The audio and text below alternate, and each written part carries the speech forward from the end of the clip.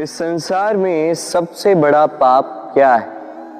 कोई कहेगा असत्य, कोई कहेगा छल, तो कोई कहेगा लालच। नहीं, संसार में सबसे बड़ा पाप है नारी का असम्मान, नारी का मान भंग करना। क्योंकि ये अपराध केवल नारी के शरीर को ही नहीं, उसके मन और उसके आत्मा पर भी प्रहार करती है। फिर प्रश्न ये उठते हैं कि जिसने भी ये अपराध किया है उसे दंड क्या दिया जाए? फिर कोई कहता है शारीरिक पीड़ा, कोई कहता है मृत्यु दंड। किंतु इस अपराध का दंड निश्चित करने से पूर्व क्या ये जानना महत्वपूर्ण नहीं है कि अपराधी है कौन? अब आप कहेंगे कि सरल सी बात है, वही पुरुष जिसने स्त्री का मान भंग किया। किंतु क्या ये पूर्णतः सत्य है? क्या स्वयं के अपमान के लिए, स्वयं के सम्मान को खोने के लिए कभी कभी नारी स्वयं उत्तरदायी नहीं हो सकती? सोच के देखिए, सम्मान खोने से बचने के लिए पहले सम्मान की सीमा पर दृष्टि रखना आवश्यक है। रावण सीता का हरण इसलिए कर पाया क्योंकि सीता ने भोलेपन के कारण रावण का उस सीमा को लांघना सरल कर दी। किंतु अशोक वाटिका में उसी सीता को रावण स्पर्श तक नहीं कर पाया क्योंकि उसने रावण और उसके मध्य में तिनके की एक छोटी सी दीवार बना दी थी। जीवन में ना कहना सीखें। यदि कोई आपके सम्मान की सीमा को पार करने का प्रयास करे तो उसे वही रोकना सीखें।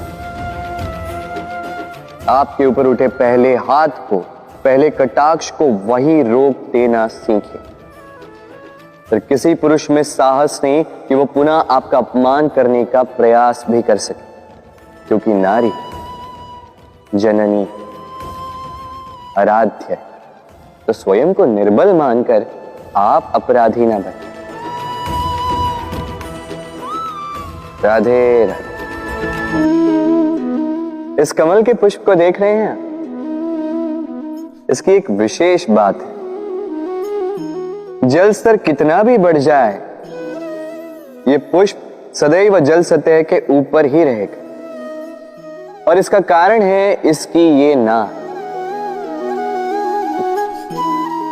जैसे जैसे जल स्तर बढ़ता है वैसे वैसे ये नाल भी बढ़ती और इस पुष्प को जल सतह के ऊपर रखती। किंतु जब जल स्तर घटता है ये नाल घट नहीं पाती और फिर स्वयं के साथ ही इस पुष्प का भी विनाश कर देती। मनुष्य के साथ भी यही होता है।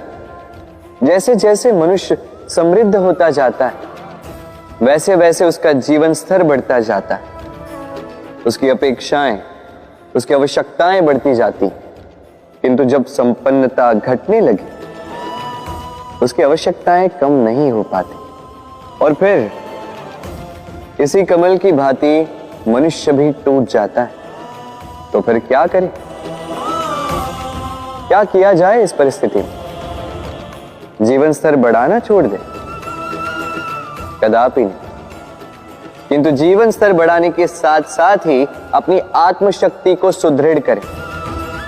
संकट का समय आने पर आप अपना जीवन कैसे व्यतीत करेंगे इसका अभ्यास करें, क्योंकि जीवन स्तर और जल स्तर तो घटते बढ़ते रहेंगे। ये आप पर निर्भर करता है कि आप इन दोनों के बीच का तालमेल कैसे सुनिश्चित करते हैं। राधे राधे। इस हीरे को देख रहे हैं आप?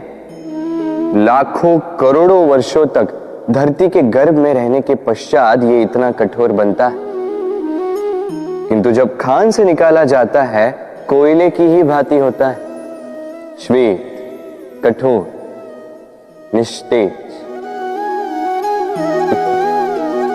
किंतु जब इसे तराशा जाता है तब इसे तेज प्राप्त होता है और तब ये अपना मूल्य बढ़ाता है। संसार में मनुष्य के साथ भी यही होता है। मनुष्य की बुद्धि, मेधा, अनुभव उन वर्षों के कारण नहीं बढ़ती जो वर्ष हमने हमारे जीवन में व्यतीत किए, बल्कि उन क्षणों से निखरती है जब हमने कठिनाइयों का सामना किया, चुनौतियों का सामना किया, संकटों का सामना किया, छल और पीड़ा से। इसलिए यदि आपके जीवन में आपके सामने संकट आए, चुनौतियां आए, पीड़ा आए, तो उसे भयभीत मत होइएगा, उसका स्वागत कीजिए, क्योंकि यही परिस्थितियां आपको वो अनुभव देगी जो आपको प्रबुद्ध करे। राधे राधे। प्रकृति ने हर जीव में एक भाव भरा है ताकि वो निश्चल ना रहे, कुछ न कुछ कर्म करता रहे, और वो भाव है भूख। संसार में हर जीव, हर पशु, पक्षी, प्राणी परिश्रम करता रहता है अपनी इस भूख को मिटाने के लिए। परंतु क्या अन्य जीवों की भांति मनुष्य की भूख भी पेट तक ही सीमित रहती? तन की भूख मिटाते मिटाते कब ये भूख मन और माया की तृष्णा में बदल जाती है पता ही नहीं चलता। और अधिकतर ये तृष्णा धन संग्रहित करने तक ही रह जाती। अपना जीवन जीना छोड़कर किसके लिए ये धन संग्रहित कर रहे हैं? आने वाली पीढ़ी के लिए। बड़ी विचित्र बात। अपना जीवन जीना छोड़कर धन संग्रहित करते करते अपने जीवन का सुख भी मिटा रहे हैं और आने वाली पीढ़ी को कर्म करने से भी बाधित कर। पूत कपूत तो क्यों धन संचय, पूत सपूत तो क्यों धन संचय। अपनी संतान को संस्कार दीजिए, धन नहीं। यदि संतान संस्कारी हो तो अपना स्वयं का एक संसार बना लीजिए। यदि असंस्कारी हो तो आपका बना बनाया संसार यूं ही नष्ट कर दे। इसलिए जीवन में यदि कुछ संचय करना है तो ज्ञान संचय कीजिए, प्रेम संचय कीजिए, और मेरे साथ प्रेम से कहिए राधे राधे। जीवन को रथ कहा जाता है, किंतु क्यों? अब आप कहेंगे कि इसलिए क्योंकि जीवन भी रथ की ही भांति चलता रहता है। किंतु कभी आपने इस रथ को समझने का प्रयास किया? रथ में आगे अश्व होते हैं और पीछे पहिए। ये अश्व आपके कर्म और ये पहिए कर्मफल। ये अश्व जहां जाते हैं, ये पहिए उसी के पीछे पीछे आते हैं।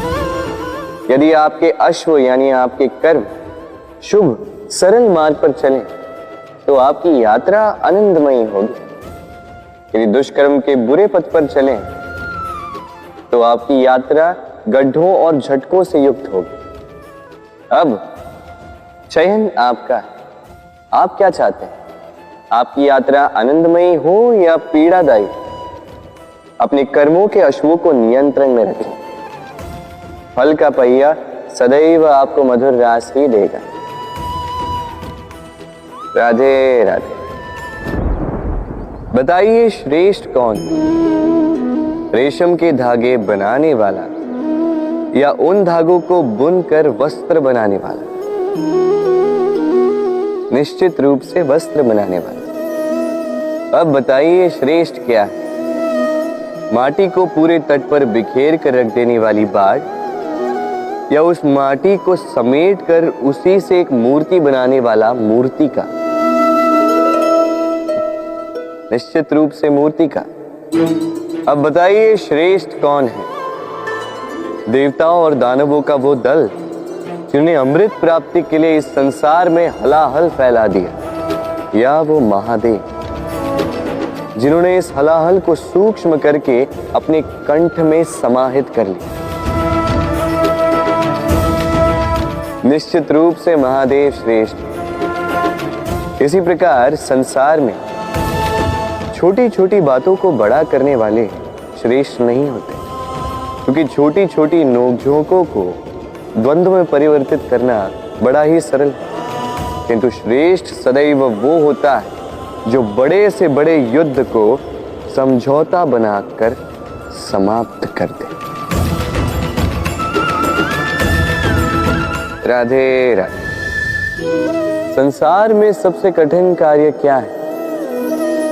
कोई कहेगा पर्वत पर चढ़ना, कोई कहेगा तैरना, कोई कहेगा उड़ना। किंतु क्या ये वास्तव में कठिन है? असल में देखा जाए तो बस ये थोड़े भिन्न है।